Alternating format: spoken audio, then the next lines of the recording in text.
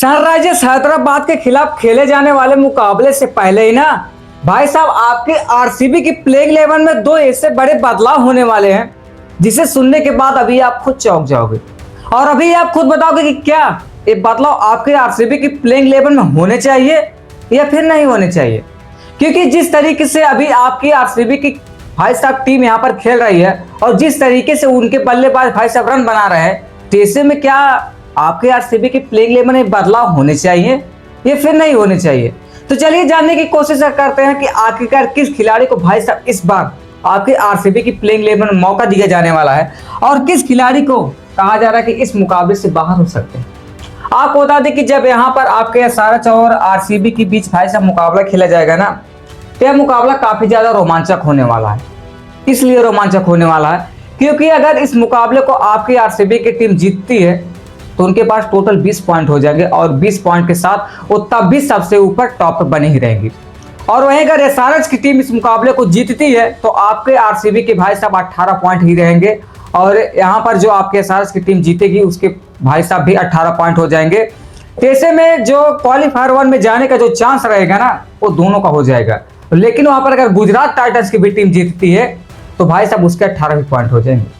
तो इसीलिए अगर आपके आरसीबी की टीम इस मुकाबले को जीतती है ना तो भाई साहब उसके टोटल 20 पॉइंट हो जाएंगे और 20 पॉइंट के साथ वह कन्फर्म भी क्वालिफायर 1 में खेलने को मौका पाएगी और वहां पर अगर आपकी आरसीबी की टीम जीतती है तो वह डायरेक्ट फाइनल में चली जाएगी।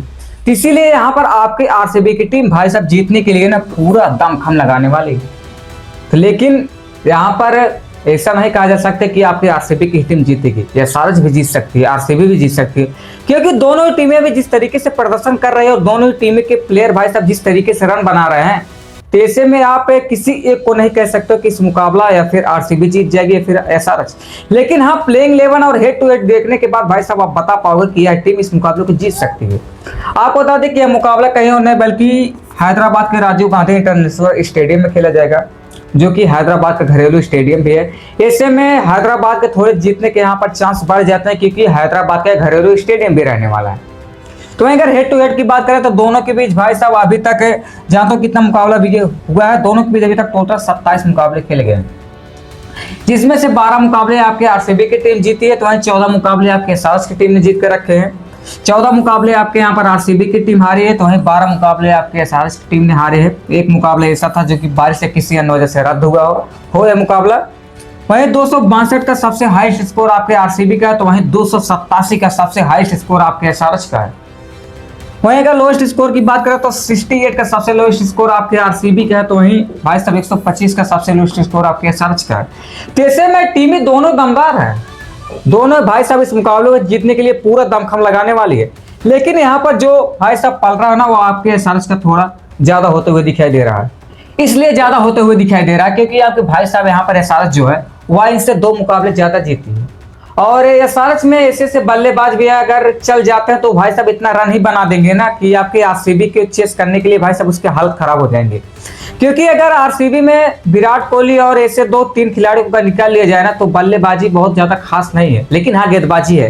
तो ऐसे में आप नहीं बता सकते कि इस मुकाबले को कौन जीत सकता है, लेकिन एसआरएच के जो है चांस थोड़े ज्यादा दिख रहे हैं। लेकिन अभी आरसीबी की जिस तरीके से बल्लेबाजी और गेंदबाजी है ना, तो इसीलिए मैं कह रहा हूँ कि मुकाबला फंस रहा, आप कंफर्म नहीं बता सकते हो कौन इस मुकाबले को जीत पाएगा। आपको बता दें कि यहाँ पर जो चांस है भाई साहब 50-50% दिख रहा है इस मुकाबले को जीतने के लिए। यहाँ पर दोनों टीमें इस मुकाबले को जीतने के लिए अपने एडी चोटी का जो लगाते हुए दिखाई देने वाली है।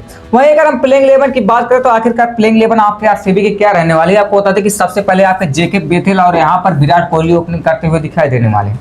लेकिन यहाँ पर एक ट्विस्ट है, वह ट्विस्ट क्या है आपको बता दें कि कहा जा रहा है कि इस मुकाबले से आपके जेके बेथेल बाहर हो सकते हैं और यहाँ पर आपके फिल साल्ट की भाई साहब एंट्री होने वाली है। वही फिल साल्ट है भाई साहब जो कि अभी शुरुआती के मुकाबले में काफी अच्छे खासे आपके आरसीबी की तरफ से खेल कर आए थे और काफी अच्छे खासे रन भी बनाए थे। तो इसीलिए कहा जा रहा है कि इस मुकाबले से क्या पता आपके जेके बेथेल बाहर हो सकते हैं। लेकिन अभी जो फिल साल्ट के खेलने के चांस है ना वो भाई साहब कम दिख रहे हैं क्योंकि उनका आपके फिल साल्ट तो ठीक तो हो गए हैं, जो अपडेट आ रहा है सामने की वो एकदम पूरी तरीके से फिट हो गए हैं।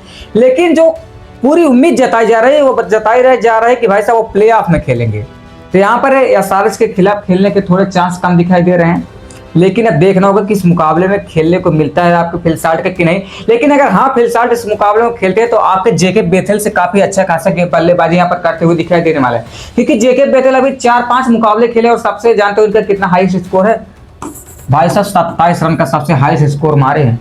केवल 10, 15, 20 रन ऐसा बना रहे हैं आपके जेके बेथेल हर मुकाबले, केवल नाम कर रहे हैं। इनसे अच्छा अगर आप किसी बल्लेबाज को भाई साहब उतार दोगे ना तो इनसे अच्छा खासा रन बना के देंगे आपके बॉलर भी। लेकिन भाई साहब यहाँ के जेके बेथेल यही हाल है। लेकिन विराट कोहली भाई साहब गजब की बल्लेबाजी कर रहे हैं, हर मुकाबले में 15 रन मार रहा, भी वही केकेआर के खिलाफ शतक भी मार कर आ रहे हैं। गजब की बल्लेबाजी आपकी विराट कोहली के। उसके बाद यहाँ पर भाई साहब आपको देवदत्त पडिक्कल खेलते हुए दिखाई देने वाले हैं। उसके बाद यहाँ पर वेंकटेश अय्यर खेलते हुए दिखाई देने वाले हैं। लेकिन यहाँ पर एक ट्विस्ट और भी निकल कर आ रहा है कि कहा जा रहा है कि भाई साहब आपका वेंकटेश अय्यर की जगह इस मुकाबले में आपके रजत पाटीदार खेलते हुए दिखाई देने वाले हैं, क्योंकि रजत पाटीदार अभी फिट हो चुके हैं, थोड़ा इंजरी की वजह से बाहर हुए थे। लेकिन अब कहा जा रहा है कि इस मुकाबले में आपके रजत पाटीदार फिट होते हुए दिखाई देने वाले हैं, और क्या पता इस मुकाबले में खेलते हुए दिखाई देने वाले भी हैं। तो आपको क्या लगता है कि जहां पर पिछले मुकाबले में आपके पंजाब की तरफ से आपको वेंकटेश अय्यर ने अच्छे खासे बल्लेबाजी भी की थी, आई थिंक 73 या 75 रन भी मारे थे, जिनकी वजह से आपके पंजाब किंग्स की टीम इस मुकाबले को हारी थी और आपके आरसीबी की टीम इस मुकाबले को जीती थी। उसमें सबसे बड़ा योगदान आपके वेंकटेश अय्यर का था। लेकिन उससे पहले जो मुकाबला खेले थे उसमें फ्लॉप साबित हुए थे। बाकी आप बताइए कि वेंकटेश अय्यर की जगह अगर रजत पाटीदार फिट होते हैं तो क्या उन्हें खेलने को मौका दिया जाना चाहिए। उसके बाद यहाँ पर भाई साहब जितेश शर्मा जो कि एक विकेट कीपर की भूमिका निभाते हैं। उसके बाद यहाँ पर टिम डेविड आ जाते हैं, फिर वहां पर रोमारियो शेफर्ड आ जाएंगे और उसके बाद कुणाल पांडे आ जाएंगे। आपको मैं बता दूं कि यहाँ पर ना तो भाई साहब आपके जितेश शर्मा का बल्ला उतना खास चल रहा है, ना तो उतना भाई साहब खास आपके टिम डेविड का चल रहा है, और ना ही यहाँ पर रोमारियो शेफर्ड का भाई साहब ना तो बल्लेबाजी अच्छी खासी हो रही है, ना ही गेंदबाजी अच्छी खासी हो रही है। तो यहाँ पर जो थोड़ा मिडिल ऑर्डर इनका थोड़ा कमजोर होते हुए दिखाई दे रहा है। लेकिन अच्छे खासे प्लेयर सब अगर चल जाता है तो भाई साहब अच्छे खासे रन बनाकर आपके आरसीबी के लिए दे सकते हैं, और कोई भी इसमें से अगर बल्लेबाज चल जाता तो पासा पलट सकता है। इस तरीके से बल्लेबाज और गेंदबाज है। उसके बाद कुणाल पांड्या, हाँ लेकिन अच्छे खासे विकेट ले रहे थे, लेकिन 3-4 मुकाबले से अभी विकेट नहीं पा रहे हैं और बल्लेबाजी में उतना अच्छा खासा रन भी नहीं बना पा रहे हैं। उसके बाद यहाँ पर भुवनेश्वर कुमार भाई साहब गजब की गेंदबाजी कर रहे हैं। आई थिंक 23 या 24 विकेट लिए और सबसे भाई साहब ऊपर है पर्पल कैप में, सबसे ऊपर हरदार इन्हीं का नाम सामने आ रहा है, क्योंकि 23 या 24 विकेट आपके यहाँ पर भुवनेश्वर कुमार लिए हैं। उसके बाद यहाँ पर भाई साहब जो सेजलवुड आ जाते हैं, गजब की गेंदबाजी कर रहे हैं। उसके बाद यहाँ पर सुयश शर्मा अच्छी खासी गेंदबाजी है। उसके बाद इंपैक्ट प्लेयर के रूप में आपके राशिद सलामदार खेलते हुए दिखाई देने वाले हैं। तो यह कुछ गेंदबाजी लाइनअप आपके आरसीबी की रहने वाली है, और यही दो जो मैंने बदलाव बताए हैं वही दो बदलाव आपके आरसीबी की टीम में दिख रहा है कि इस मुकाबले में हो सकते हैं, जो कि चांस दिख रहा है। बाकी आपको क्या लगता है कि आपके हिसाब से आरसीबी की प्लेइंग 11 क्या रहने वाली है, और क्या वो दो खिलाड़ी जो मैंने आपको बताएं क्या आरसीबी की प्लेइंग 11 में उन्हें लाना चाहिए फिर नहीं, अपनी राय कमेंट बॉक्स में जरूर बताएं। बाकी अधिक जानकारी चाहिए तो इस वीडियो में क्लिक करके देख सकते हैं। मिलते हैं नेक्स्ट वीडियो में, तब तक के लिए जय हिंद, जय भारत, वंदे मातरम।